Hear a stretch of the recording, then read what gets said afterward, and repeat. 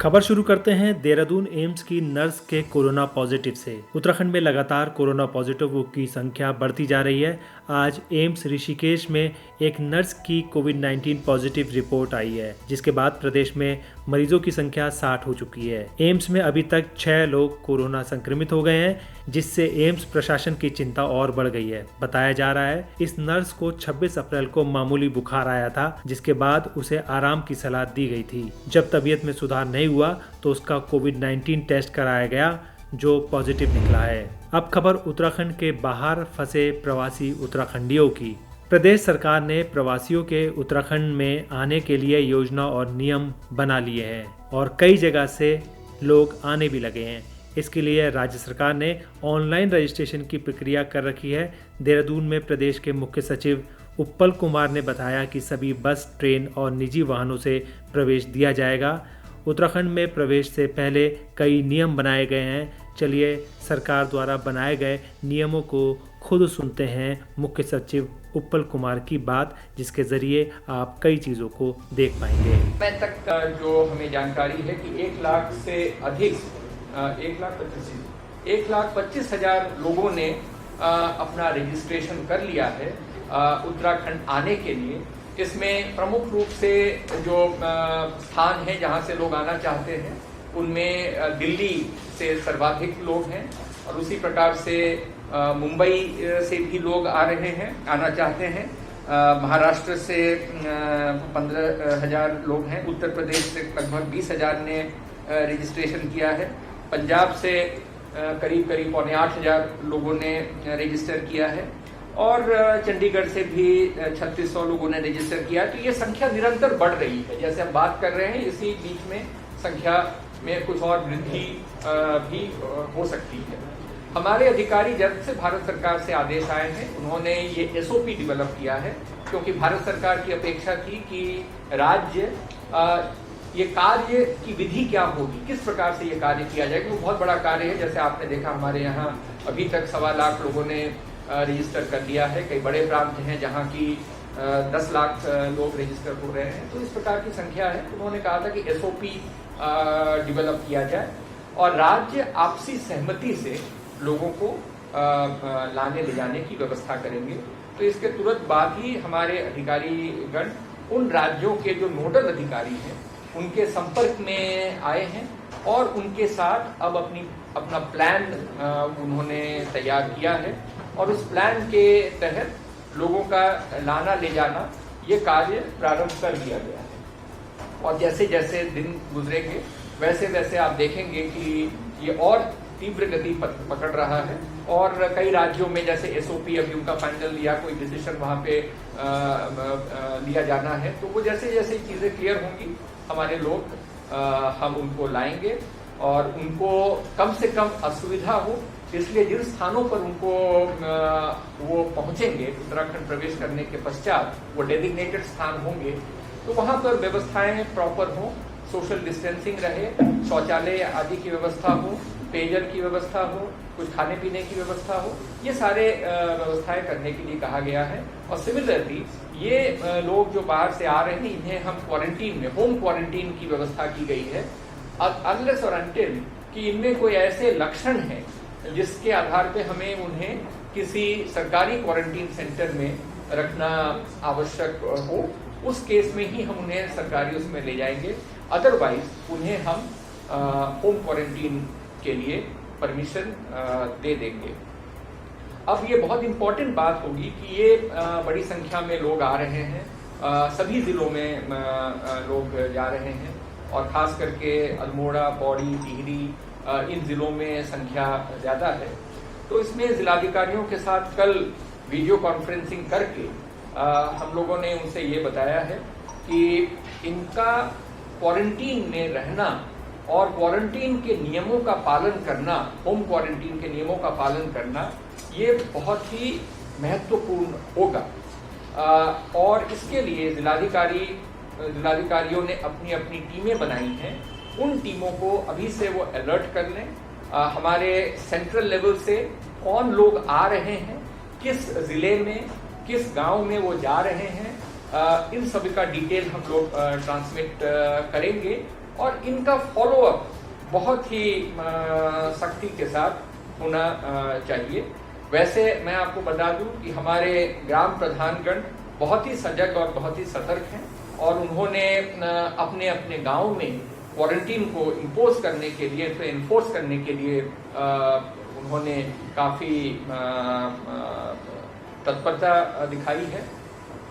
आगे भी हम उन्हें कुछ और अधिकार देने की बात कर रहे हैं ताकि वो इसे बहुत ही अच्छे से करें, क्योंकि आप ये समझ सकते हैं कि 1.25 लाख लोग आएंगे तो उनकी व्यवस्था हमें करनी पड़ेगी, उनकी क्वारंटीन और उसका मॉनिटरिंग हमें बहुत बेहतर तरीके से करना पड़ेगा। तो ये पूरी चेन, जहाँ से व्यक्ति चल रहा है, कहाँ पे वो पहुँच रहा है, वहाँ से वो कहाँ जा रहा है, वहाँ से गांव पहुँच रहा है, गांव में उसकी क्वारंटीन, ये पूरा चेन के संबंध में जिलाधिकारियों के साथ वार्ता हुई है और जो हमने एक प्रोसीजर तय किया है, एक प्रक्रिया तय की है, उस प्रक्रिया के तहत इसका फॉलोअप होगा और ये इस तरह से भी इसका फॉलोअप होगा।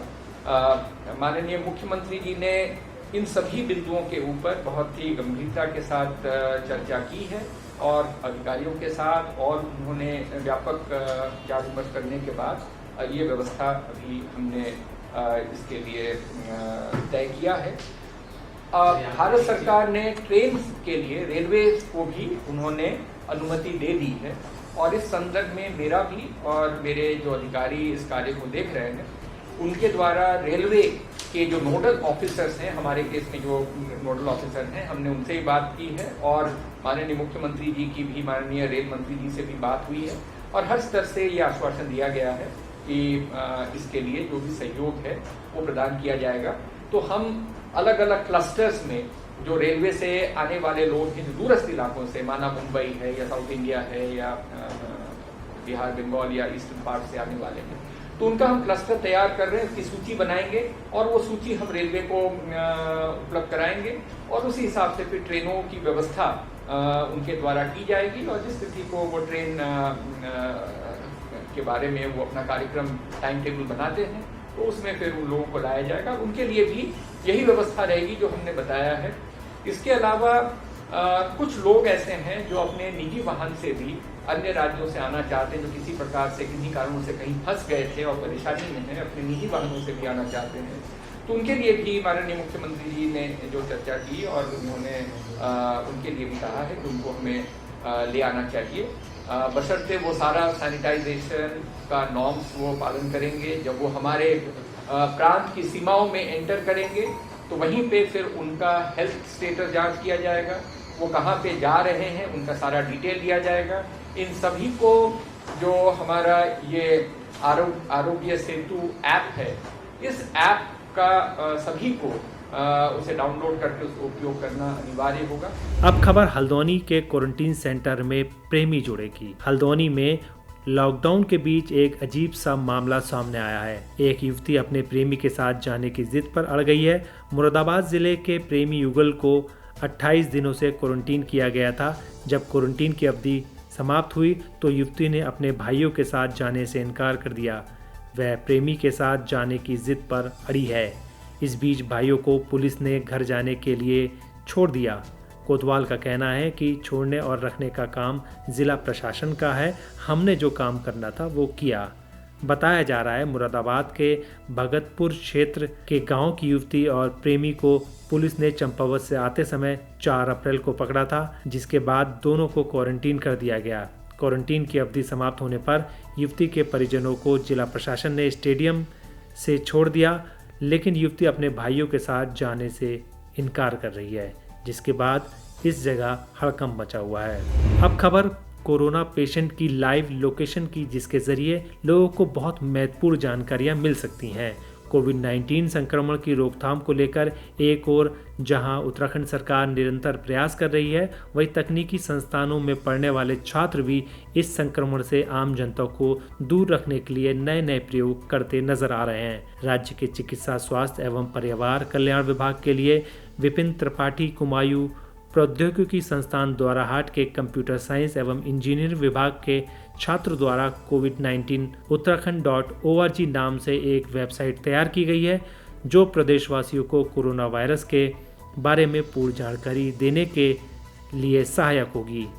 इसमें कोरोना के एक्टिव पेशेंट, स्वास्थ्य विभाग की गाइडलाइंस, भारत सरकार की गाइडलाइंस और कोरोना से संबंधित कई चीज़ों की जानकारी मिल पाएगी। वेबसाइट को विकसित करने वाले कंप्यूटर साइंस एवं इंजीनियर के छात्रों ने इसे विपिन त्रिपाठी कुमायूं प्रौद्योगिकी संस्थान द्वाराहाट के डायरेक्टर और प्रोफेसर बी.एम. मिश्रा और प्रोफेसर कुंवर सिंह वैसला की देखरेख में तैयार किया है। जानते हैं वेबसाइट को तैयार करने वाले मनीष शर्मा से कि वो किस तरीके से उन्होंने इसको तैयार किया। कई और स्टूडेंट भी उनके साथ में थे, चलिए उनसे सुन लेते हैं। नमस्ते, मैं Manish Sharma, Vipin Chandra Tripathi Kumaon institute of technology Dwarahat का छात्र, भीमताल का निवासी हूँ। मैंने अपने सहपाठियों दिव्यांशु जोशी, निखिल भट्ट और तानिया जोशी के साथ मिलकर प्रोफेसर कुंवर सिंह वैसला जी की गाइडेंस में कोविड-19 उत्तराखंड नाम से वेबसाइट लॉन्च करी, जिसमें हम कोविड-19 का स्प्रेड उत्तराखंड के जिलों में देख सकते हैं। हम इससे अपने जिलों में एक्टिव पेशेंट, रिकवर्ड पेशेंट और क्वारंटाइन पेशेंट की भी जानकारी ले सकते हैं। इस वेबसाइट की मदद से हम यह भी जानकारी ले सकते हैं कि 2 किलोमीटर के दायरे में हमारे बीच में कोई कोविड-19 पेशेंट है या नहीं। इस वेबसाइट को बनाने के लिए हमें मोटिवेशन डॉक्टर कुंवर सिंह वैसला जी से मिला। उन्होंने हमें प्रोत्साहित करा कि इस महामारी के दौरान हमें अपनी देवभूमि को योगदान देना चाहिए। दोस्तों, हमारा यह वीडियो आपको कैसा लगा आप हमें कमेंट बॉक्स में ज़रूर बताइएगा। अगर आप इसको YouTube पर देख रहे हैं तो हमारे चैनल को सब्सक्राइब करिए। अगर आप Facebook पर देख रहे हैं तो हमारे चैनल को लाइक करिए और हमारे पेज को फॉलो करें। नमस्कार।